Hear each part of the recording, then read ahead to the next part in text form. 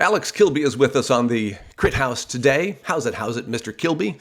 He is with us in our Photographic Educators Critique group. We brought this group together because we thought it'd be an interesting thing to have experts talking to each other about each other's works. So we have not only Mr. Kilbee, whose work we'll be discussing today, we have Dan Milnor, who is a creative evangelist for Blurb Books. He is a person who has a popular YouTube channel and a very popular blog as well. He is a former photojournalist, and he does want everyone to know that he was also formerly a fragrance model. That's very important to him that you know that.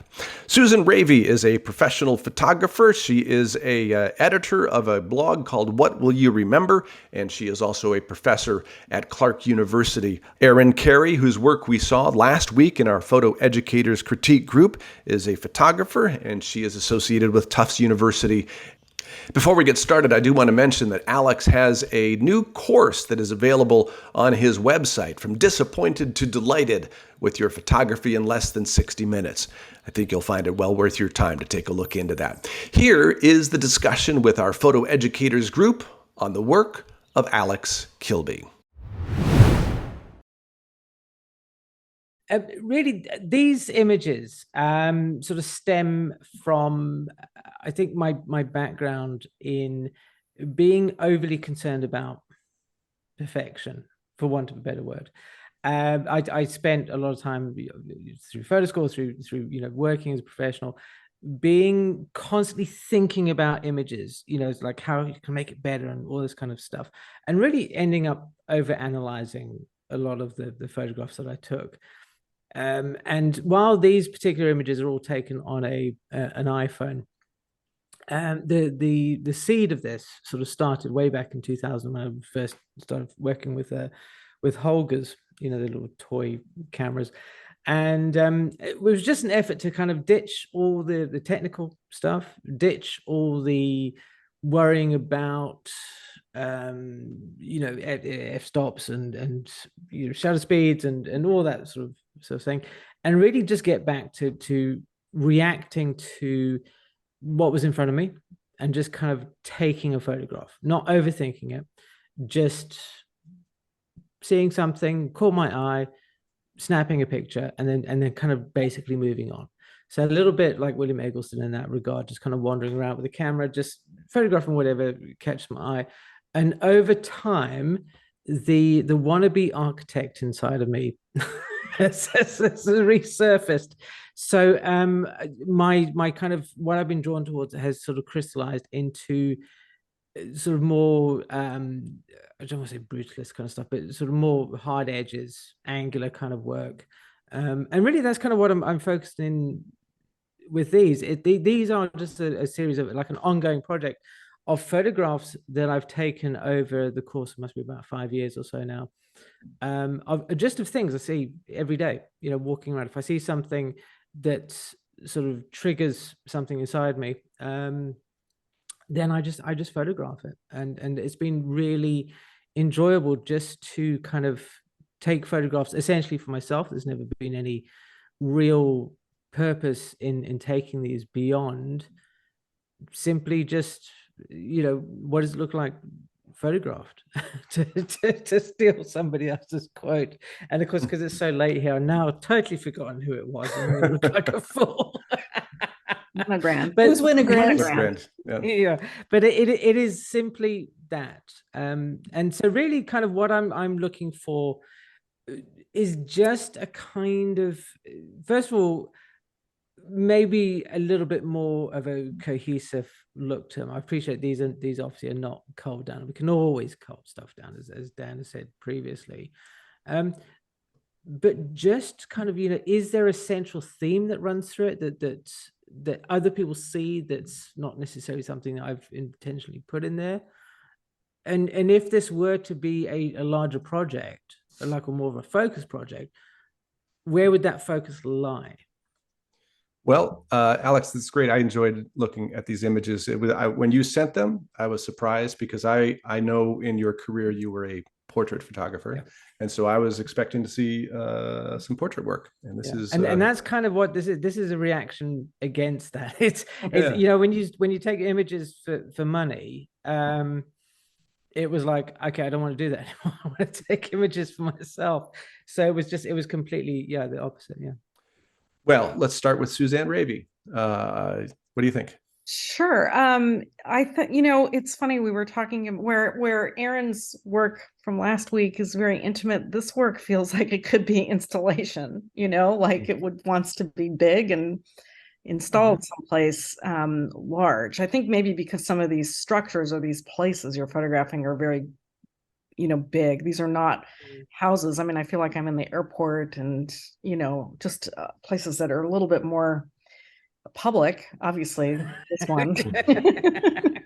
Which actually I do like this picture very much. I think it's got a certain humor to it that I really like. The other thing that struck me about this work is it's very monochromatic. I realize it's color, but it's very like this, it's all white. There's another one that's all yellow. And then within the sequence, this one, I feel like I see a little bit of blue, then another little bit of yellow. Like I like where you've sort of the rhythm you've created.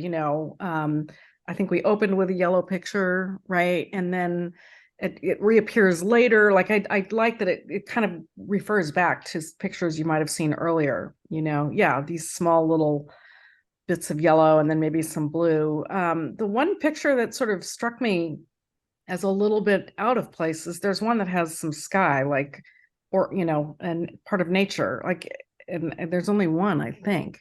Oh no, there's two. So there's this one and this, where this sky feels, like there's some nature here, and I don't feel like I see any nature. It's everything else is sort of man-made. It's all, the built interior sort of landscape. So I think on a certain level, this kind of helps the sequence to have that visual break. Some people might think that's a problem, but I kind of don't. I think it's sort of like, oh, phew, there is nature. It's not completely gone. I think it's sort of interesting when we heard Erin talk about she's sort of taking pictures where she is, and you're doing almost the same thing. And the results are so different. This is what drives me or keeps me looking at photographs, is I feel like you're allowing me into your life a little bit here. And so was Erin last week, and so I'm endlessly fascinated by how different people who are basically working in a similar way with simple camera, not a lot of controls, right? Intuitively sort of looking at space or light and photographing, and that we have these two vastly different bodies of work. I think it opens my eyes to who you are.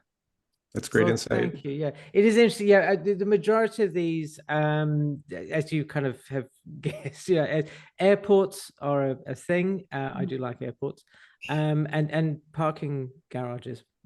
Parking, you cannot walk through a parking lot.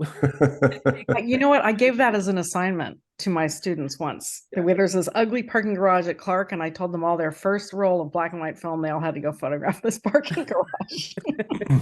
So I love parking garages too.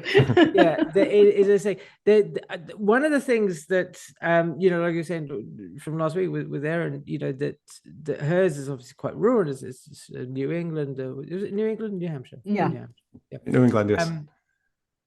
Is that a lot of the buildings I grew up around were large shopping malls, things like that. This kind of, and also here in the UK, there was a place called Milton Keynes shopping centre, which was like a kind of a brutalist sort of thing. So it's always been, I think, something that's in the back of my head as a sort of a style always, and I've always been kind of drawn to it feels like it's formal, but it has an expression, and I think that's what I've liked. I feel safe and comfortable with this kind of thing.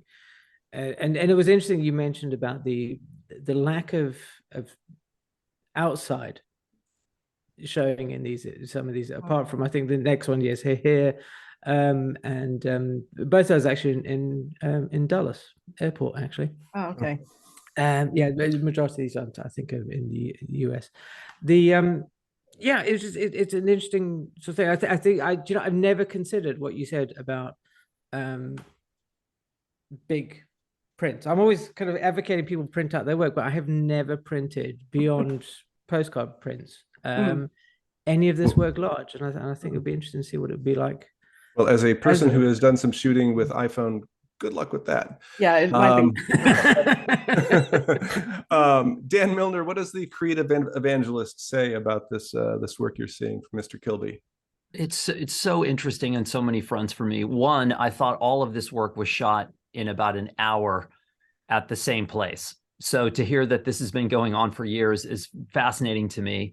What I love about it is that it shows you can produce work anywhere at any time. You don't need a special set of ingredients to go make photographs. And I think to Alex's point earlier about shooting for money and doing portraiture and having a controlled environment, and there's at some point in pretty much everybody's career, in my experience, is that we have a reaction to that. I went through the same thing. I was like, I don't want to do this anymore. I want to do something else. I also love the fact that this is work that I personally would walk right by. In the last 24 hours, I was in Toronto, Heathrow, and Logan. I never even thought about taking pictures in any of these places. So this helps me see the world in a very different way than what I'm normally used to seeing.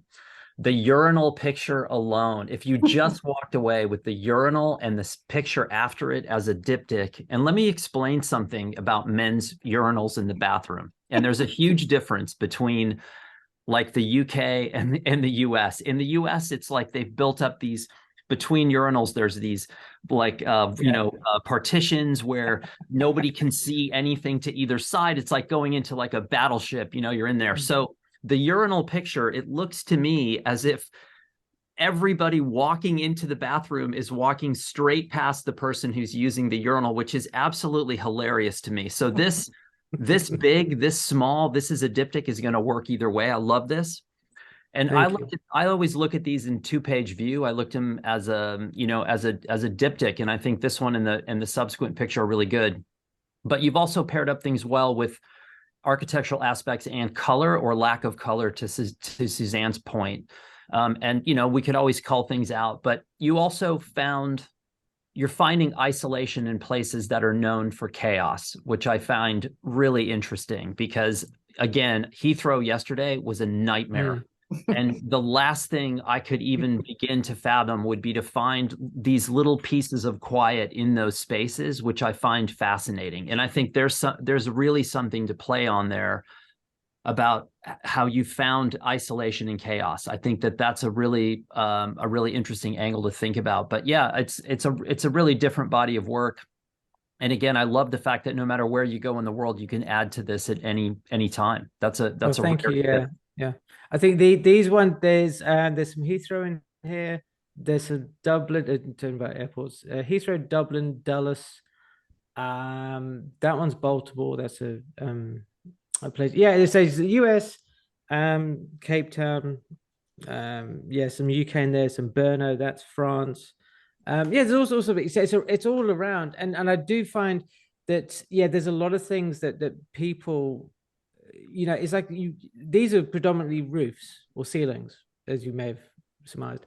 And it is surprising how many people just walk around either with their faces in a phone and they never bother just to look up, and it, just by doing that simple thing seems to have changed certainly my perspective in taking photographs, and it's opened up a whole sort of area that I'm really enjoying exploring. I'm so glad to hear that. That's great to hear. Erin Carey. Yeah. What do you think? Thank you. So Alex, when we first started, one of the first questions that you asked, or something that you kind of left with the group, which hasn't been talked about yet, is like, is there a theme in there, like moving forward, like in terms of a project? So I wanted to give you some of my like overall feelings or gists about it, like as I stepped back and kind of took more of like 1,000-foot view on the project. And the things that I was really most struck by in the beginning when I looked was they had a sci-fi like quality. So there was you were focusing a lot on surfaces. So there were hard lines and then like flat surfaces everywhere in such a way that it made the world feel kind of like alien. And so the way that I understood all the images as a group was sort of like a person who was visually other. So like they have arrived at a place that they do not comprehend. And so like in the composition itself and the use of the square and kind of trying to look at the light traveling, the angles, the lights, the colors. They're trying to create like an understanding of the place. But in a way, every single picture kind of points a finger at the fact that like something is odd or strange here. And so it's interesting to hear that. And I think I could suss this out, that they were photographs from airports. And so hearing that these are well-traveled, busy places that you've managed to empty out and make appear really foreign, like that was the part where like I got that on my own. And that's the thing I'm really struck by here. The images that thrill me the most are the ones where I'm utterly unaware of the fact, like there's no hint of the original thing. So like the airport, like the ones that said gate, for example, like I wasn't interested in any of that. Like, yeah, exactly. A2 or the gate, like less so for me, because then it like it grounded me and it reminded me like we are here. And yet somehow, yes, like this topsy-turvy Escher-like thing where are we looking up? Are we looking down? All of like those were really thrilling.